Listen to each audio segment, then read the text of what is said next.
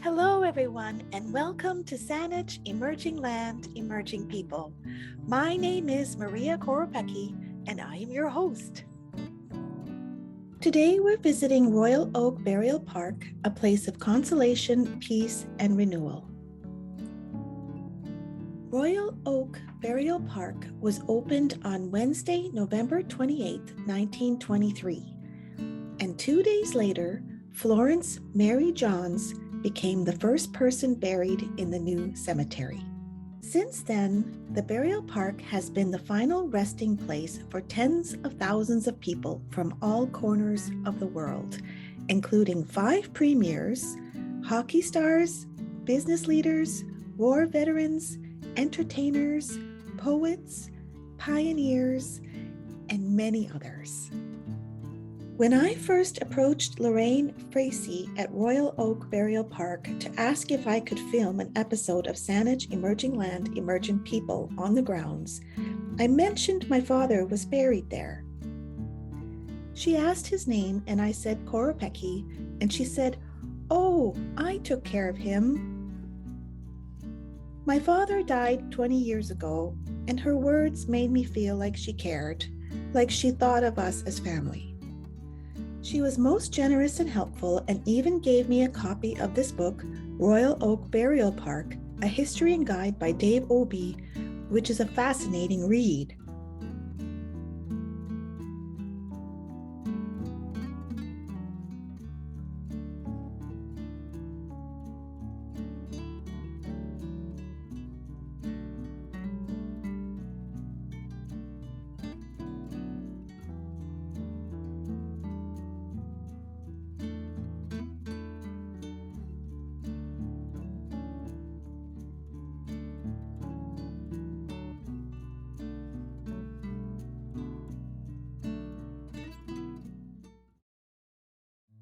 Earlier this year, as I was just starting to film Saanich Emerging Land, Emerging People, Russia attacked Ukraine and war broke out on the land of my ancestors.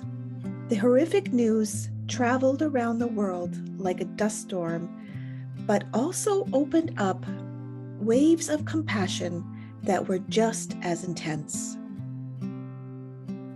And when Russia's misguided leader said that Ukraine had no history, it only strengthened my resolve to shine a light on Ukraine's rich culture and include my Ukrainian heritage in the telling of my stories.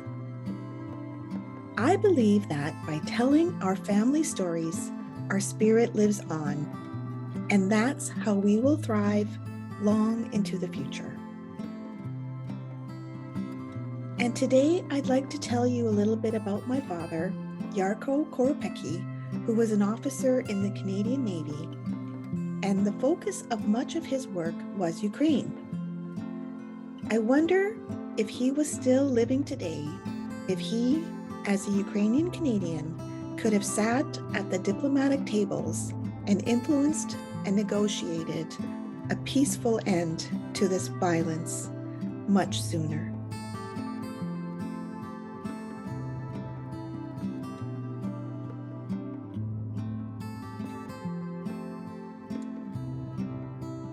When I was 6 years old, my family lived in Ottawa and were part of a vibrant Ukrainian community. I also remember we had these huge sunflowers growing outside our kitchen door off the steps. The flowers, with their big faces, were taller than I was and almost seemed human to me. When I was 7, my family lived in Dartmouth, Nova Scotia, and even there we connected with the local Ukrainian community. I remember dancing to a polka called "It's Fun to Be Ukrainian" while I wore my Super Yuki t-shirt. And then when I was 9, we moved to Hawaii, and somehow my mother managed to find the Ukrainian community there as well. Being Ukrainian is part of who I am. It's my ancestry, and I'm grateful that even though my grandparents and parents fled Ukraine after World War II, we are still keeping our Ukrainian sensibilities, cuisine, language, culture, dancing, traditions, and stories alive in the world today. I love how Ukrainians are standing up to the bullies and aren't taking these attacks lying down. Ukrainians are fighting for their freedom and are inspiring the world. As my father used to say, hooray for the good guys. I also love how people from all walks of life, from many nations far and wide, have shown up during this time as well, whether they have Ukrainian roots or not. I'm so touched and moved by the compassion that is circulating. It's palpable. Thank you, everyone, for your prayers, songs, donations, conversations, acts of kindness, and for standing with us like sunflowers in a garden of solidarity. It truly means a lot. Standing with Ukraine.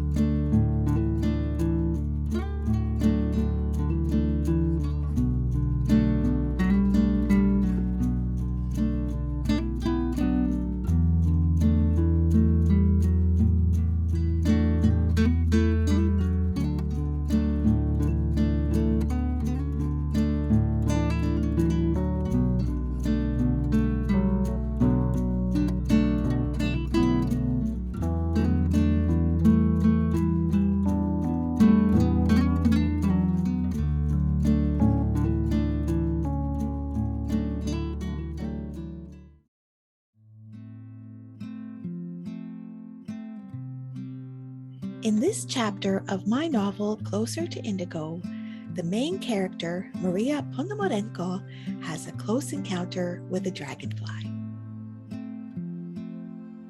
I'm going to train for my Camino, Maria says to her mother over her shoulder as she steps out the door. With her hood over her head, Maria tunes into the hollow tapping sound of the rain as it lands on the green leaves, the pavement, and her jacket. The chunky raindrops sound like they are the size of egg yolks and feel cool as they splash down on her hands and face. As she walks down her familiar street, she keeps her head down and her eyes to the ground to avoid any puddles. The road banks left at the top of the hill where Lubomira's car had once gotten stuck in the snow, and from this vantage point, she sees two streams of rainwater flowing towards the main street below. She chooses to stay along the rock wall to the right, admiring the pink flowers tended by her neighbors. On this stretch of road, the tall trees on the steep slope offer some protection from the rain, but even within just a few minutes of being outside, Maria's coat is already drenched. One more step with her left foot and she would have been sorry, but instead she catches herself at the last second. There he is, a purple dragonfly, sitting on the side of the road, about a foot from the retaining wall. He is still moving, but is not able to get himself off the driveway to safety. She can see the poor thing is struggling, so she bends down and places her right hand on the cold road next to him. To her surprise, the dragonfly crawls on board. "Oh, oh, oh," she says as she stands up, the dragonfly clinging to her wet index finger. She places her hand on the brown earth, thinking the dragonfly will just march off and she will continue on her walk. But he does not. The purple dragonfly stays on her hand. She points him towards a pink flower. "Maybe you like it better here," she says to him. Still, he does not budge. "Come on, love, it's okay," she coaxes, but the dragonfly stays put. "Oh dear, you can't fly, can you? Your wings are soaking wet. Too heavy to fly." So Maria remains there at the side of the driveway with a living dragonfly on her hand and rain dripping from her nose for several long minutes. What am I going to do? Everything else in her environment has faded away, and she is now in a bubble with a dragonfly. No one else is around and no cars pass. All she can do is study him close up and personal, and what a beauty he is. The dragonfly is the size of a doorknob, fitting neatly into her palm. His tissue paper wings are soft gray lavender and have bold black stripes across the span. Every minute or so, he flutters his wings to try to lift himself up to fly, but his efforts are frustrated. Maria feels the current from his tiny feet as he steps lightly on her rain-drenched skin. "I have to get you out of the rain," she thinks. And so she turns around and heads back towards home, transporting her little friend in tow, keeping her eyes glued on him so he does not fall off. Maria keeps repeating, "You'll be okay. Keep going. You're doing great. I love you. You're beautiful and you can fly." The dragonfly tries to take off but cannot get any lift. Within a few steps down the cul-de-sac, Maria opens the gate to the courtyard entrance of her home. She pushes the front door open and calls to her mother. "Mom, can you get my phone from my night table? I need you to take a photo for me." Curious, Lumamira puts down her sewing project and comes to the front door right away. "Look," says Maria, gesturing with her hand. "I found a dragonfly."